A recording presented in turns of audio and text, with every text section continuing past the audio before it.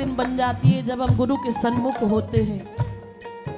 दीक्षा मंत्र जब हमारे कान में देते हैं वो, उस समय हमारा संबंध प्रिया प्रीतम से जुड़ जाता है। और जब प्रिया प्रीतम से हमारा संबंध जुड़ जाए तो निर्भय होकर जीना चाहिए, निश्चिंत होकर जीना चाहिए। वो निर्भयता आती है जीवन में।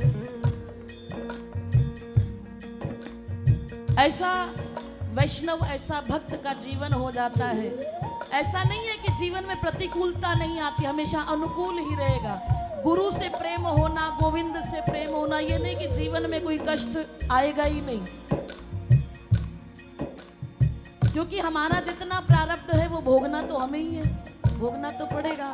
लेकिन गुरु कृपा से क्या होता है कि बरसात अगर हो रही हो तो गुरुदेव की जो कृपा होती है वो छाते का काम करती है।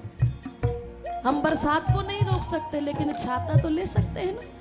वो बल, वो निर्भयता, वो निश्चिंतता वो गुरुदेव के आने से मिलती है। उसके बाद फिर कैसा भी वक्त अनुकूल हो, प्रतिकूल हो, प्रतिकूल में तो खास तौर से ऐसा लगता है, हो चाहे रात अंधेरी है,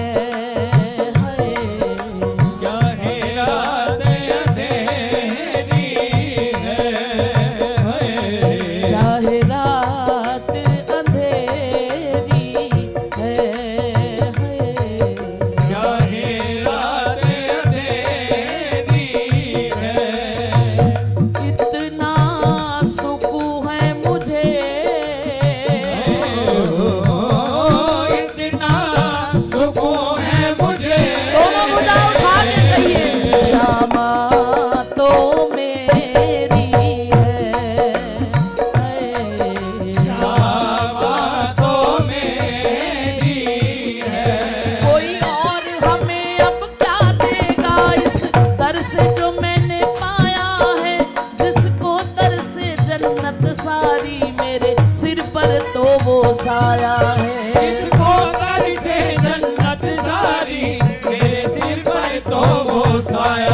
रब रूप धार के आया है,